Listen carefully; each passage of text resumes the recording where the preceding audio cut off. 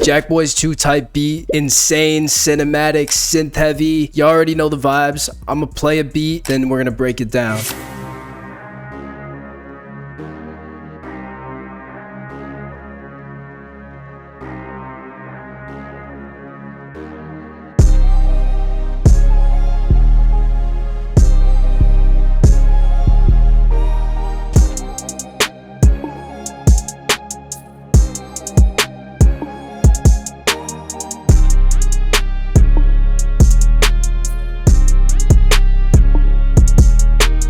So I just skimmed through a few sections there. We got this intro with like a deep halftime distorted guitar, followed by a more traditional bell heavy, synth heavy Travis Scott melody, and then it switches up back into a heavy guitar distorted melody. So there's a lot to cover here, but that is truly how these Jackboys beats works with like Travis Scott, Don Toliver, Solfego, and so on. It's all very big, evolving, and it's not just going to be one simple 8-bar loop that repeats for 3 minutes. That's boring. So how do you start these beats? Well, basic, just trap tempo. I'm at 142 right here. Then I just found this sound in Omnisphere and I laid down this super basic progression.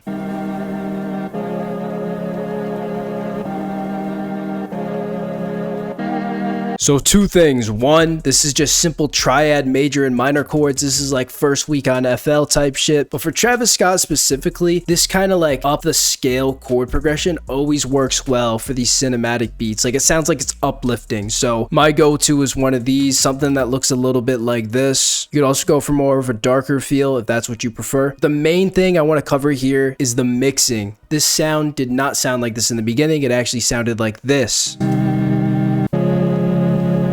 which is just fucking terrible, let's be honest. So how did I do that? Well, with Travis Scott, it is all about making it super spacey, ambient, vibey, cinematic. So first off, EQ out the bad frequencies. This is here because there's a lead which takes up most of this, so I want to leave room for it. Boost the highs, boost the mids. Most of the lows sounded like shit, so we took those out. Chorus, just to make it sound bigger, wider, spacier. Stereo shaper because some of the other sounds were more in the center, while I wanted this one in the sides. Valhalla vintage verb, this is like my go-to reverb. You can use the regular fruity reverb too, but this just something about it makes it sound super spacey. RC20 is like goated. I just go through the presets. I don't really know how to use it, but it makes it sound pretty cool. Super VHS, because although we are using synths and it's super like futuristic, it does have a bit of a gritty old vintage sound, so we just added that on top of it. And finally, delay. I believe this plugin is free, and this is kind of the sauce here, is like you really want the delay to fill in the background because it's a very simple progression with nothing else going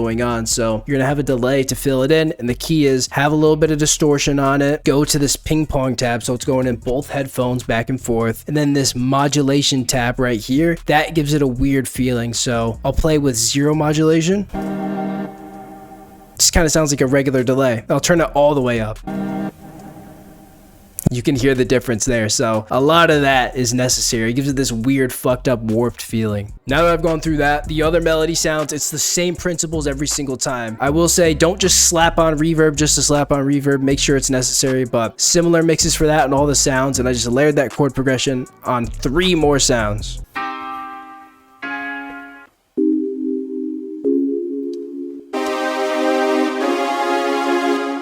Next thing iconic to this Jackboys sound is going to be the synth bass. So I just copied the bass notes from the chords onto this Analog Lab synth bass. I added a little bit of Fruity Fast Distort, and then this is what we got. Now I'm going to break down each section because each section has some different lead melodies going on. So for this first section, it's 2 of the chord layers bass and then this new slowed down guitar. Guitar is another essential instrument in these Travis Scott beats. I just used the notes from the chords, laid down a simple dark melody. And now to me, this sounded too like vamp, like Playboy Cardi, and like I didn't want that. I wanted Travis Scott. So what I did was I bounced that into a WAV file, threw on halftime, which puts it in half the speed, hence the name, an EQ, delay again, and Fruity Reverb 2, a very big reverb. And that gave us this more spaced out ambient Travis Scott feel.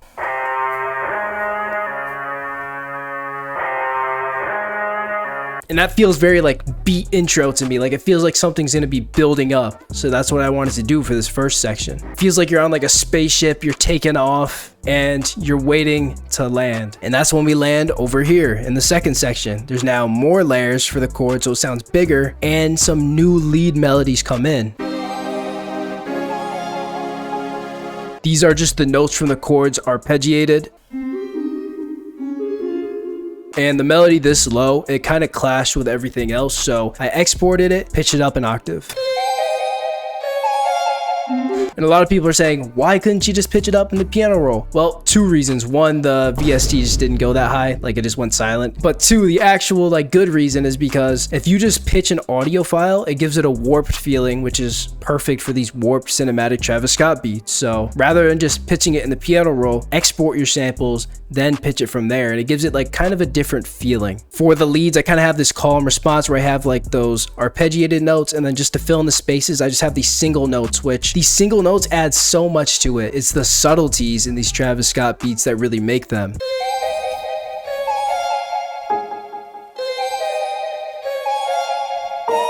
Like that one note just adds so much to it in my opinion. So we're here, we've landed, but it's still building up, you know, we're not at the biggest part yet. So just added this simple 2-note.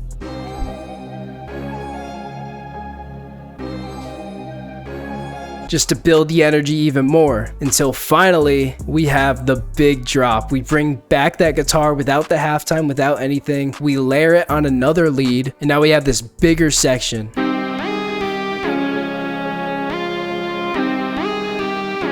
And for the grand finale, we just throw on the rest of the chord layers and just make this huge cinematic sound.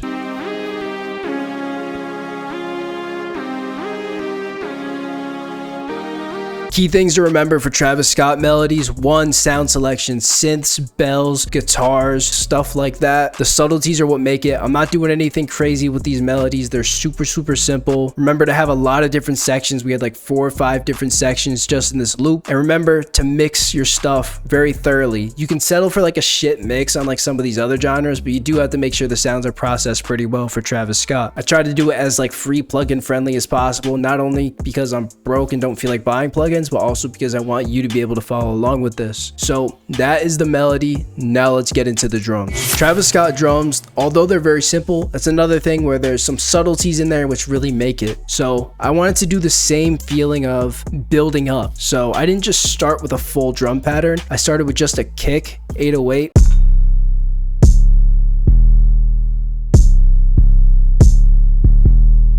Then for the next section, it just drops into the full drum loop.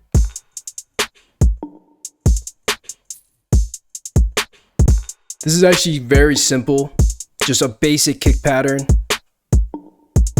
Instead of using just like another snare, like a rim, I use this interesting sound just to give it that weird Travis Scott sound, but it's a simple like pattern where you would normally place a snare. Hi-hats, I could have gone 2-step, I could have gone crazy with a bunch of rolls, but I decided to just go like short, snappy. The melody's doing a lot, so I wanted to keep the drums a little more simple. Then we just have this final perk. I could have gone crazier with the percussion, stuff like that, but I just wanted to keep it super simple since our melody's doing so much. I have another section, exact same stuff, except the 808s come in, which is just a spins, by the way. These sounds are so high quality, you don't really have to mix them. I don't have shit in my mixer channel. A couple reverbs here and there. The kick and 808 are side chains, so on the kick, I went down here to the 808, went to limiter, and I really just do these settings. Don't know if this is the proper way to do it, but it works for me. So for the structure, drums building up with the melody, I just added in some transitions just to make it sound bigger and cinematic. Impacts, transitions, stuff like that is good for these types of beats. So we drop back in. Obviously, whenever there's no 808, you want to put your bass in. Whenever there's no bass, you put your 808. Never both at the same time. Little snare transition, and then it drops in.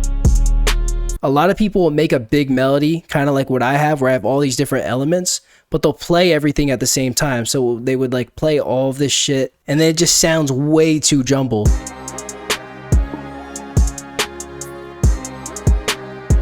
Like you can have a lot of different patterns, just give them their own spots in the beat. If you want to support me, I got some fire kits, free ones as well. Join the Discord, and that'll be it for today's video.